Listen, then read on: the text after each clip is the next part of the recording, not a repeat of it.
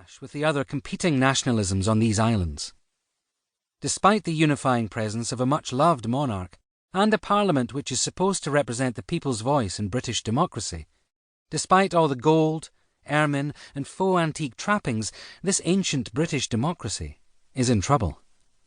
Without reinvention or reformation, the United Kingdom, as we think we know it, may soon cease to exist. Our country is a most peculiar union. It consists of 4 nations in one. As our children learn at school, the United Kingdom of Great Britain and Northern Ireland, to give it the title as it appears on British passports, is made up of England, Scotland, Northern Ireland and Wales. England is, and always has been, bigger, more populous, richer and more economically powerful than the other 3 nations put together. Despite surviving and generally thriving for 400 years, now in the 21st century this lopsided union may finally be coming to an end. There have been doom-filled prophecies of the end times before. The United Kingdom survived the attentions of Napoleon, Hitler, Stalin and his successors, although perhaps it is more accurate to say that it survived because of the attentions of Napoleon, Hitler and the others. Historians, most notably Linda Colley, point out that for centuries the glue that held the United Kingdom together was a mixture of 3 powerful elements: Protestantism, empire and war. In the 21st century, these traditional elements of Britishness seem less relevant or completely irrelevant to many of the people of these islands. For centuries, Britain has also weathered domestic rebellions, most seriously that organised by Irish Republican terrorists, but also by Welsh and Scottish nationalists, and a kind of reactive ultra-Britishness from Ulster Unionists. Further nationalist storms are now upon us, but one type of neglected and under-analysed nationalism could by itself result in the end of Britain. The central argument of this book is that while the United Kingdom can survive Irish, Scottish and Welsh nationalisms, it cannot survive English nationalism. For many English people, nationalism is an affliction visited upon others.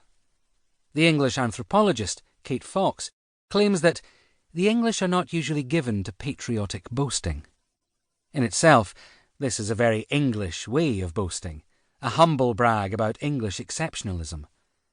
The economist Sir Dennis Robertson noted that the Englishman has long been used to living in a certain haze as to what his country is, whether England, or England and Wales, or Great Britain, or the United Kingdom of Great Britain and Northern Ireland, or the United Kingdom plus its dependent territories, or that larger unit which he used to call the British Empire. The historian David Edgerton noted that nationalism in British parlance was the doctrine which encapsulated the dubious claims of natives, whether Indian, African, Irish, Scottish, Welsh. Edgerton places Irish, Scottish and Welsh people in that list of natives, but not the English, who are presumed exceptional in not being burdened with such dubious claims. As we will see, the facts suggest otherwise.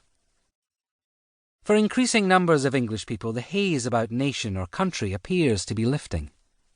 The idea of English exceptionalism is increasingly difficult to sustain, and Edgerton's dubious claims of nationalism turn out to be a highly significant and growing political force in England in the 21st century.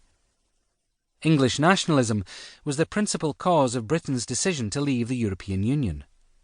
Brexit is both a symptom and also now a cause of the widening cracks in the union of the United Kingdom. The majority of people in England appear to want for their future an outcome that a majority of Scots and Northern Irish people, plus many in Wales, clearly oppose. The Scottish writer and broadcaster Ludovic Kennedy once described Scotland's relationship with England as being in bed with an elephant. Over the past 20 years, the pachyderm has grown increasingly restless. Many British national institutions are clearly dysfunctional, especially Westminster, as is the relationship between various parts of government, Parliament, the monarchy and the courts. Some of those sharing the bed of union worry that they may need to make their escape or be crushed.